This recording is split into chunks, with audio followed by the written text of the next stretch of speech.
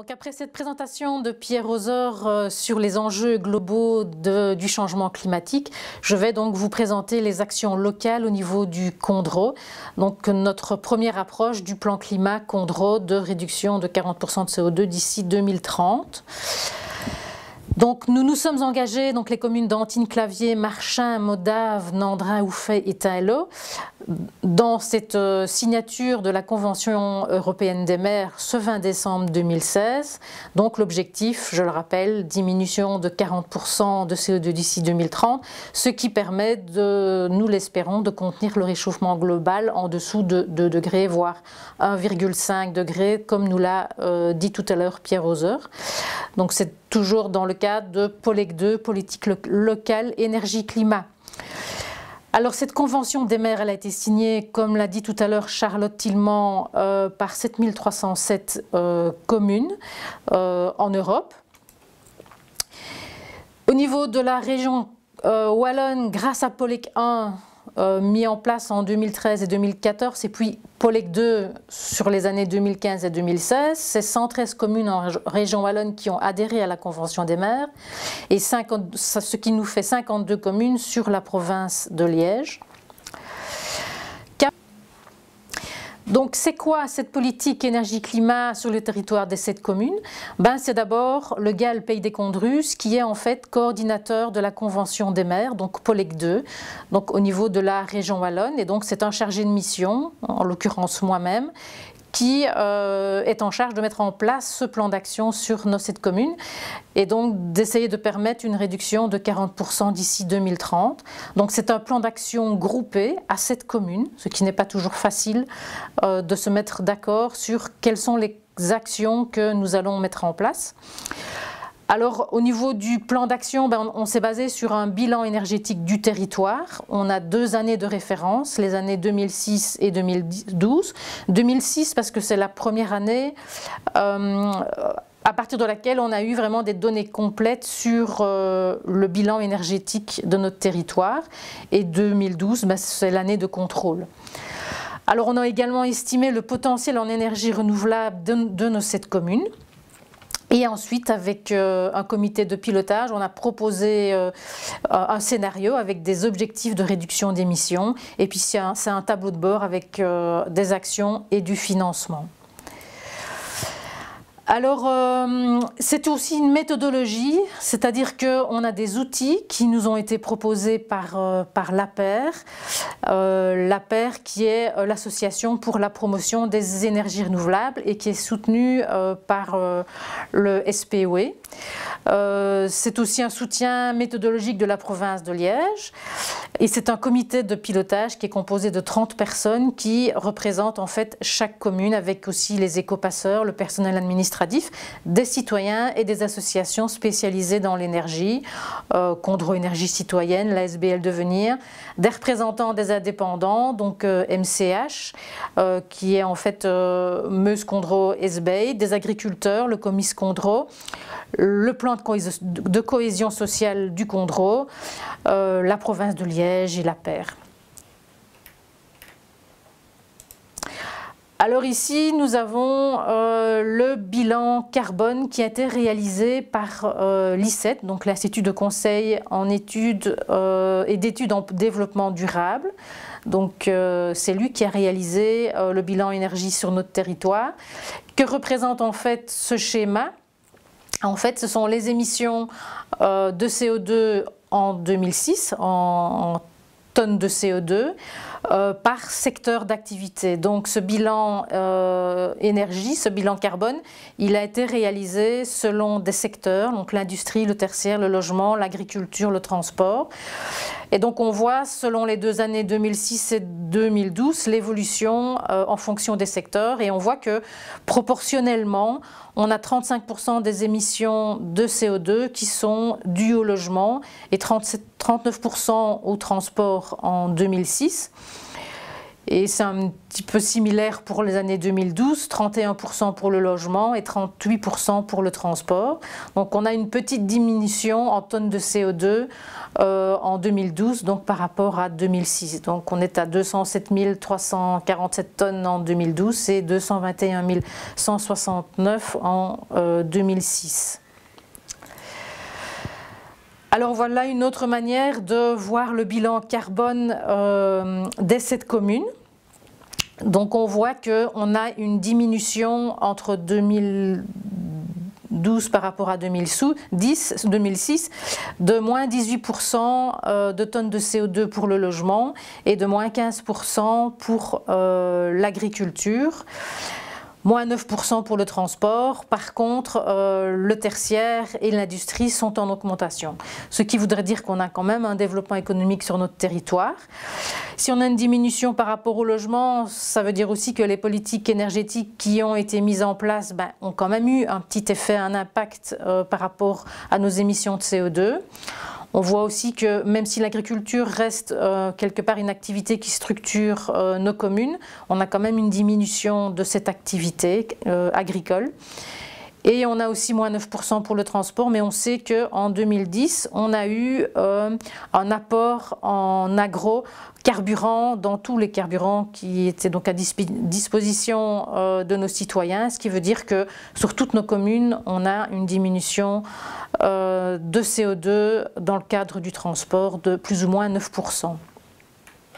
Donc cette dia nous montre en fait le bilan en énergie renouvelable pour l'année 2012, donc en gigawattheure.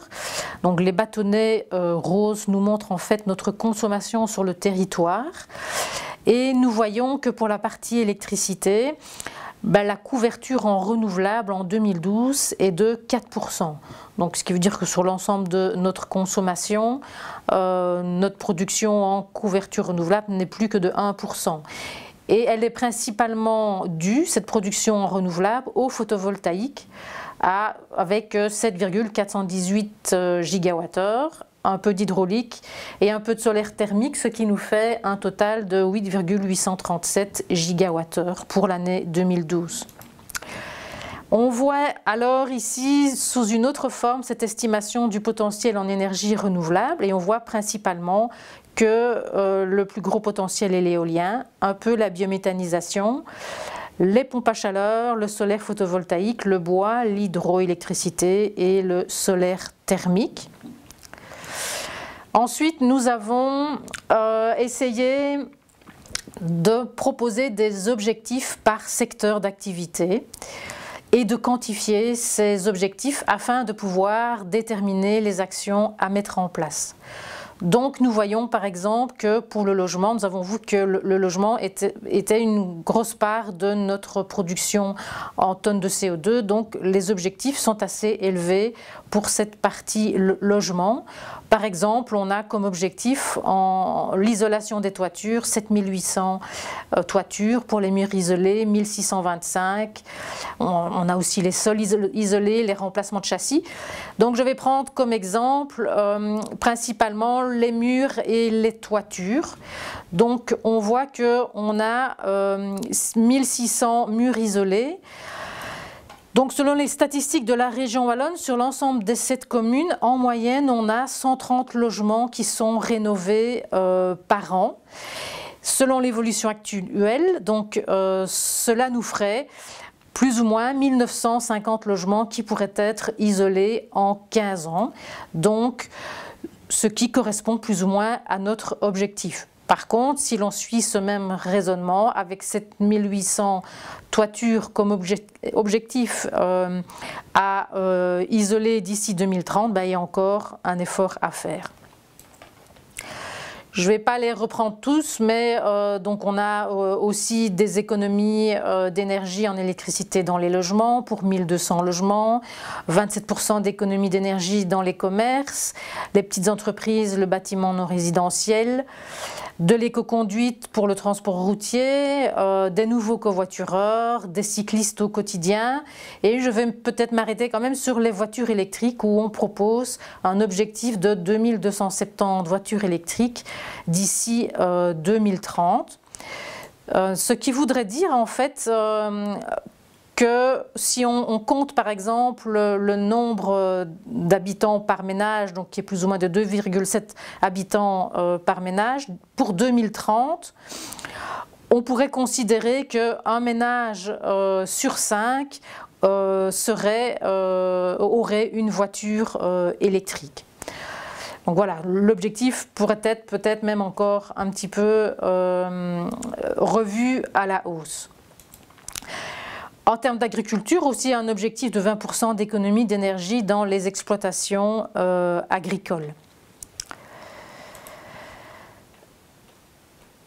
D'autres objectifs pour tout ce qui est le renouvelable, donc par exemple pour l'éolien, on a comme objectif 12 éoliennes de 2,3 MWh selon la technologie actuelle, mais la technologie peut encore augmenter et donc la puissance des éoliennes peut augmenter également. On a aussi du solaire photovoltaïque avec 2000 installations de 3 kW crête d'ici 2030. On va de nouveau essayer de suivre un petit raisonnement pour voir si cet objectif est réaliste. Selon les statistiques, donc on a 2119 installations de photovoltaïque sur nos 7 communes.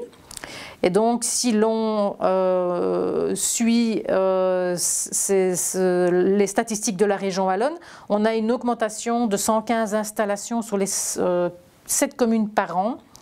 Donc, ce qui voudrait dire que d'ici 2030, on aurait, sans rien faire de spécifique, 1725 installations en plus.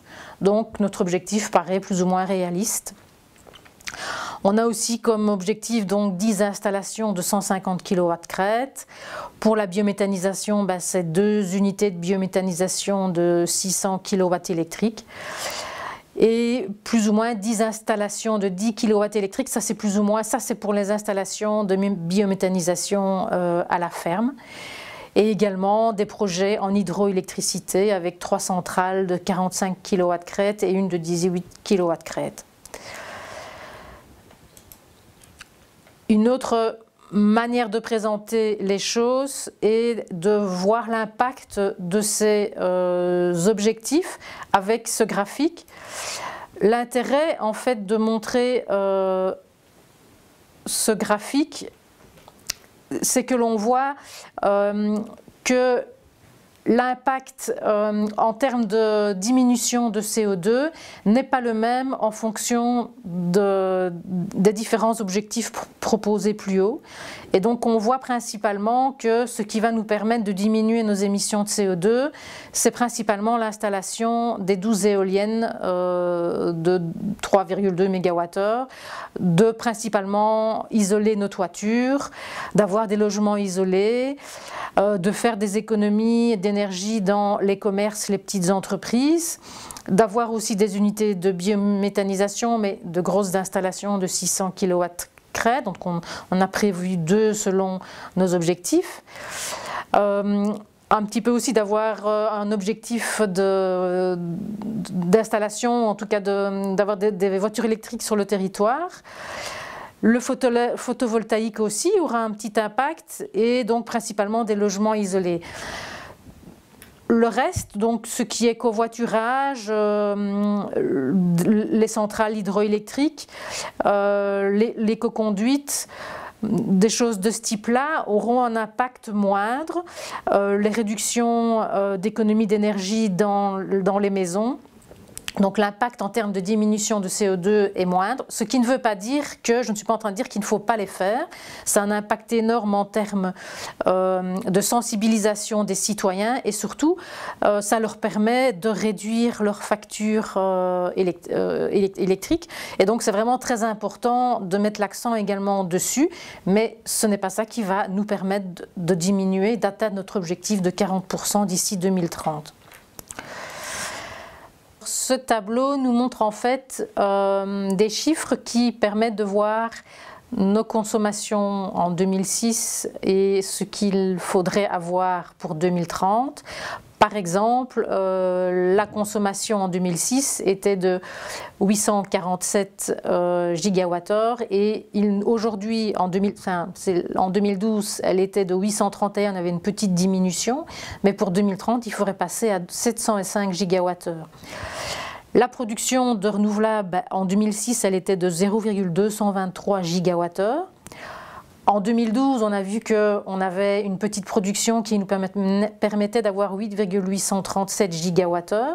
Mais il faudrait avoir pour 2030 117, même 118 gigawattheures. En termes d'émissions de CO2, on avait 221 338 tonnes de CO2 en 2006. On a diminué à 207 000 tonnes en 2012. Et donc, pour 2030, ce serait arrivé à 148 000 tonnes de CO2.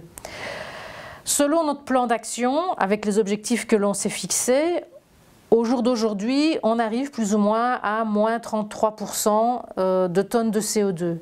Maintenant, on sait qu'il est en cours et donc on a encore des choses à faire et qu'il sera renouvelable et qu'on le reverra tous les 2 ans. Donc voilà, de manière à ce que nous puissions arriver d'ici 2030 à moins 40%, ce qui voudrait dire que nous aurions alors un objectif de... On devrait arriver à 132 000 tonnes de CO2 pour 2030. Avec ces chiffres, si l'on regarde le petit graphique en bas, on voit en fait que notre comité de pilotage, il s'est en fait fixé comme objectif en réduction de CO2 de 40% et de production, une couverture de renouvelables de 50%. Ce graphique juste en dessous va me permettre de vous expliquer ce qu'est en fait un territoire à énergie positive. Donc, vous voyez 3 courbes. En fait, la courbe verte en pointillé, c'est le potentiel en énergie renouvelable de notre territoire. La courbe rouge, en fait, c'est la production d'énergie renouvelable et la courbe bleue qui descend, c'est notre réduction en émissions de CO2. Alors en fait, un territoire à énergie positive, en fait, c'est ce qu'on appelle un territoire qui produit plus d'énergie qu'il n'en consomme.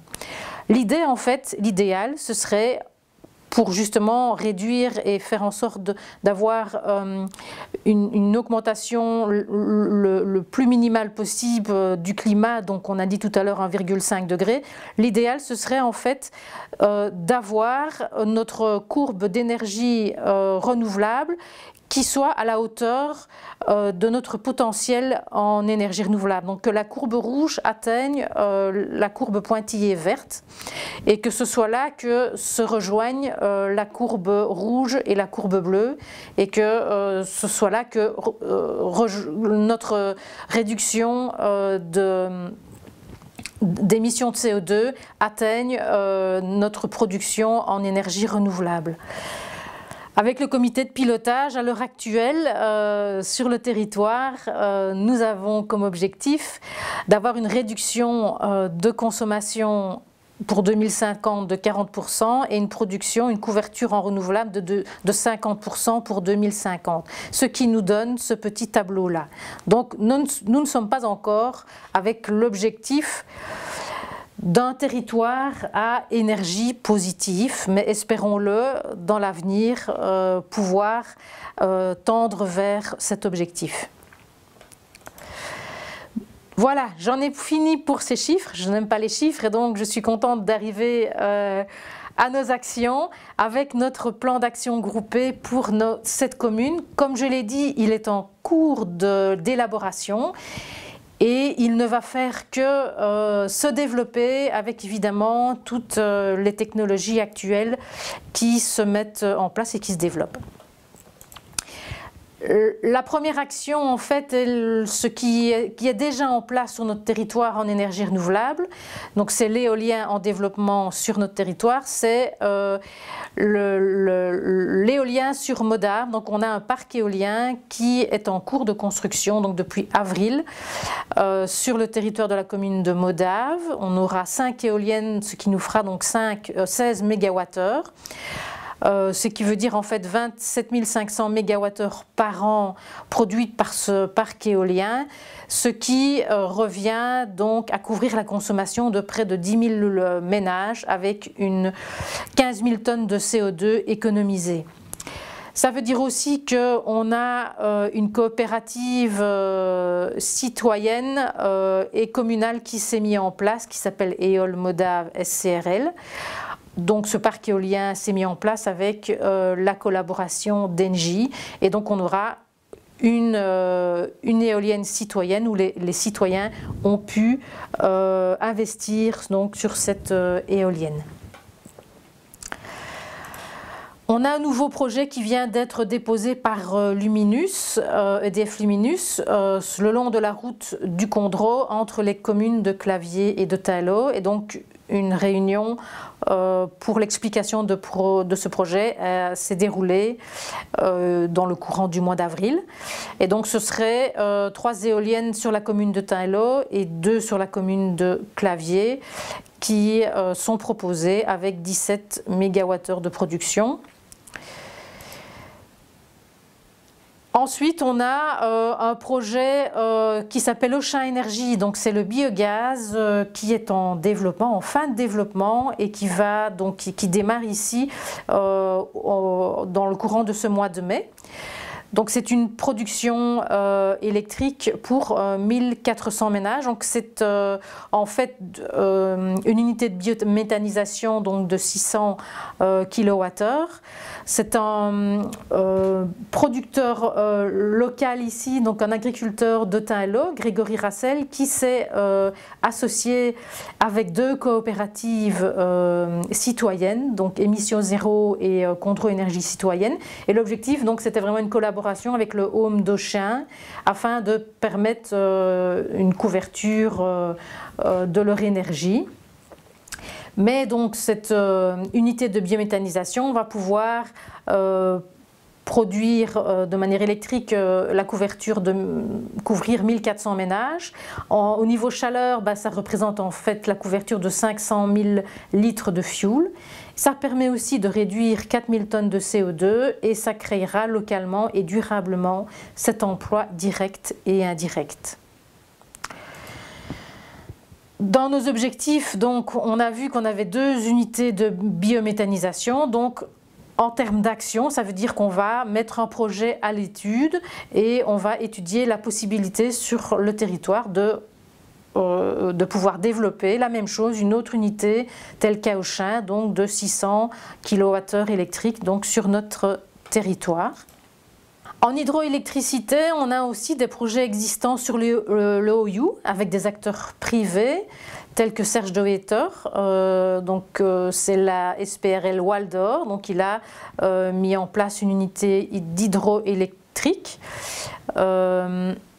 Ensuite, on a Xavier Economacos qui a aussi, lui, développé un projet en hydroélectricité sur la gare de Bars à Marchin.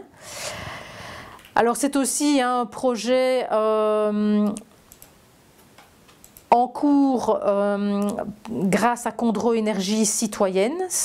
Donc ils ont développé 2 projets, enfin ce sont des projets qui sont en cours. Au niveau des Avins, c'est la station de pompage de la Ciesac. Et ensuite sur le site industriel de ArcelorMittal, il y a aussi un projet en cours. Donc on voit ici les emplacements potentiels de la centrale. Donc voilà, c'est un projet qui se développe petit à petit. Et donc c'est aussi des projets que l'on pourrait encore étudier, 2 à 3 sites sur le OU. Avec le centre de technologie agronomique de Stré, c'est là en fait où se situe les bureaux du GAL. Et donc là, c'est un projet de pouvoir mettre du photovoltaïque à 150 kW crête. Un autre projet, Galvaco, qui est une société à Ouffet, aussi, c'est un projet donc, de 150 kW crête, et c'est aussi, là c'est en partenariat avec Meuse Condro Esbeil, donc pour l'étude, et qui les ont aidés à mettre en place le projet, et donc ça se fait là pour l'instant. Le projet du CTA, il est à l'étude, donc on verra si on pourra aboutir ou pas. Et donc l'idée, c'est vraiment sur le territoire de pouvoir proposer d'autres projets de ce type-là aux écoles et aux différents sites industriels du territoire. Au niveau résidentiel, en fait, il nous faut des actions. Et donc d'abord, une des premières, c'est redonner confiance aux consommateurs. Comment? Par des soirées d'information, hein, ce serait bien d'avoir d'autres soirées comme celle-ci, des achats groupés, essayer aussi de proposer du financement par tiers investisseurs, ça existe en région wallonne, donc Gaume Énergie est une coopérative citoyenne qui a financé du photovoltaïque pour du particulier. Donc souvent, le tiers investisseur, on le propose dans le tertiaire, rarement pour le particulier, mais ça existe, on l'a déjà fait. Et la commune de Flobec aussi a fait du tiers investisseur pour ses citoyens.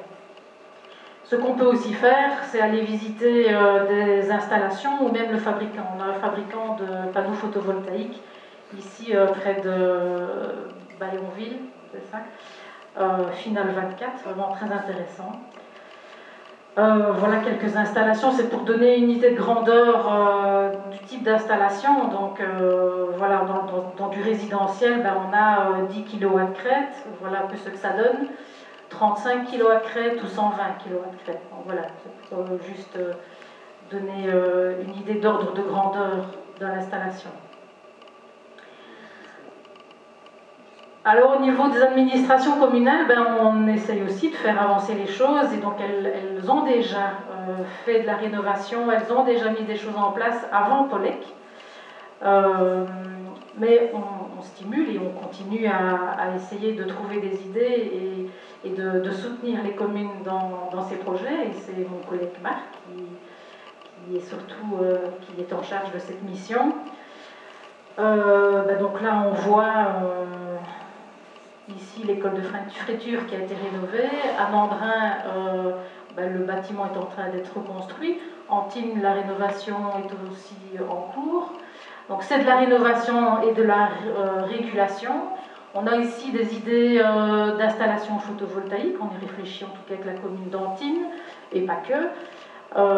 C'est aussi de la rénovation de l'éclairage public. En fait, les opérateurs de réseau ont été obligés de faire un inventaire de tout l'éclairage public et ils doivent proposer du changement.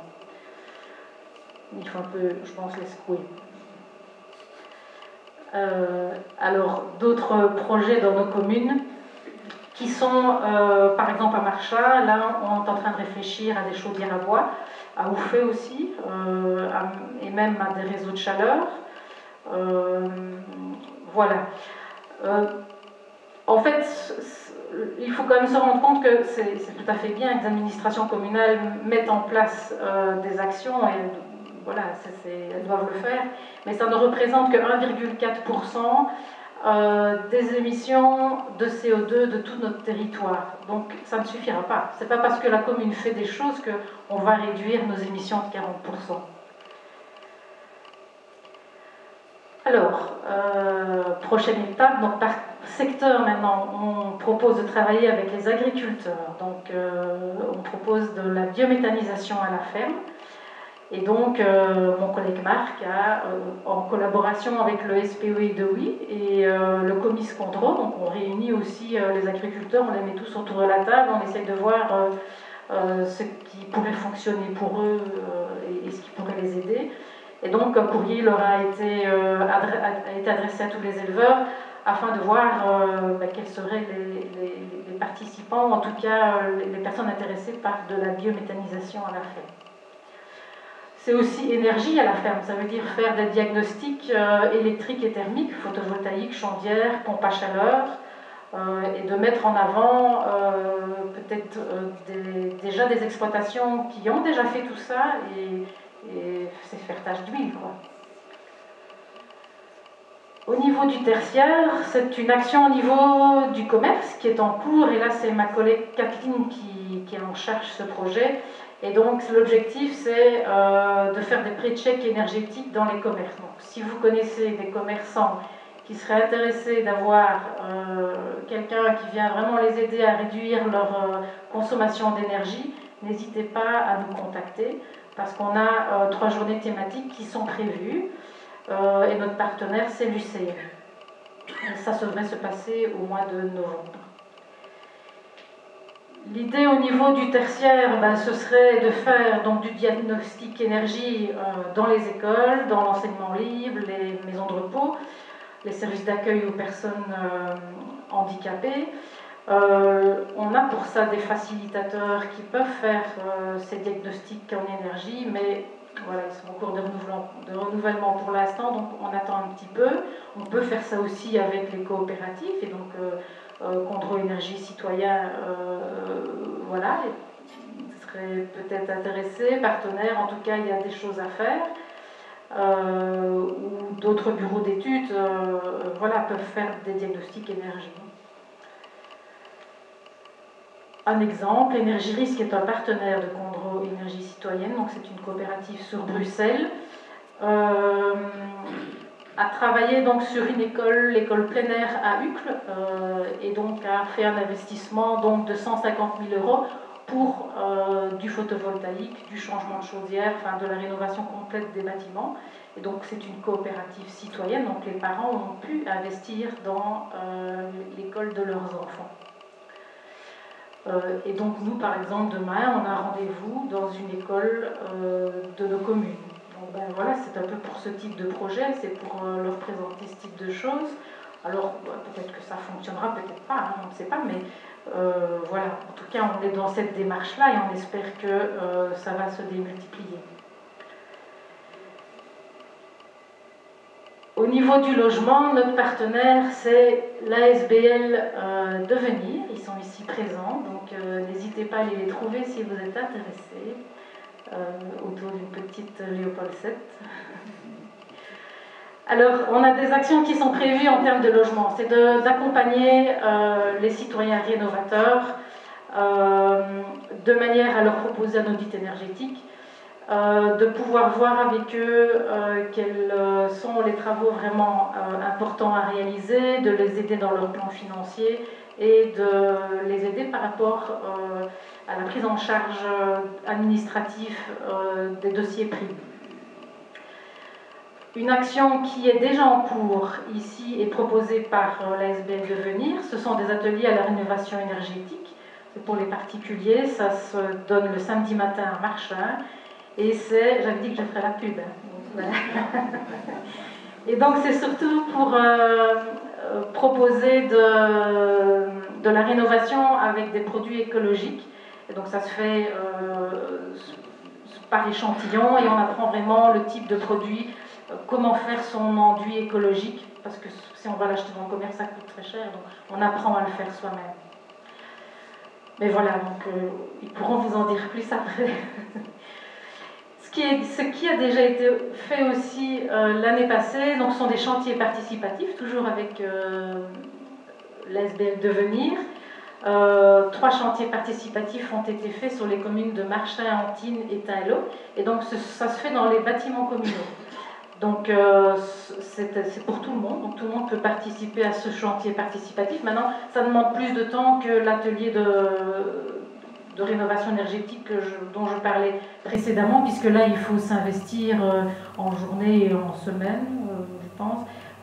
Voilà, donc c'est pour vraiment aller isoler une toiture par exemple dans une commune. Donc la commune s'occupe du matériel et donc les citoyens ou des professionnels qui veulent se former viennent faire le travail et apprennent vraiment la rénovation de la toiture de A à Z. Voilà. Donc si vous êtes intéressés, n'hésitez pas, ils sont là. Et c'est gratuit. Voilà. Alors en termes de mobilité, ce qui est en cours, ce sont les parkings de covoiturage. Il y en a un à Limon qui est réalisé, donc c'est la commune d'Antines, un autre sur Ouffet, et là je sais qu'une borne de rechargement est prévue. Et là, pour le prochain, c'est pour Moda. Voilà. Et Nandrin aussi. Mais voilà, ici, mettent tous. Alors, toujours en mobilité, et là c'est l'affiche du GAL, donc c'est porté par le GAL, et donc notre chargé de mission est également ici présent, il est derrière le bar. C'est lui qui vous servira la Léopold VII. Et donc l'objectif c'est de promouvoir le vélo électrique pour tous, et c'est aussi des actions vélo, repenser la mobilité et le déplacement dans les écoles. Et dans sa fiche aussi, on en a déjà parlé les années précédentes, c'est le Rapidobus Liège-Marche. Voilà, est-ce qu'il verra un jour le jour? D'ici 2030 peut-être. Et donc, voilà, si ça se fait, c'est aussi proposer une offre locale de transport collectif en vue du rabattement vers le TEC. Voilà, j'en arrive à la fin de mes actions. Donc, j'ai parlé de comités de pilotage locaux. Évidemment, nous, au niveau du GAL, on ne va pas pouvoir tout faire. Donc, c'est clair qu'on a besoin de vous. On a besoin que l'info soit relayée, d'avoir d'autres idées, comment mettre en place concrètement, pratiquement, aider les citoyens à résoudre les difficultés qu'ils ont à mettre en place ces actions qu'on propose. Donc votre avis nous intéresse. Et donc n'hésitez pas à vous inscrire et à contacter votre commune, service environnement, service énergie, ou bien le GAL Pays des Condrus. Donc vous aurez nos coordonnées sur notre site. Voilà.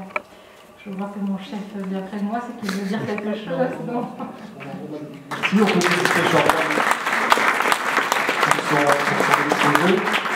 faire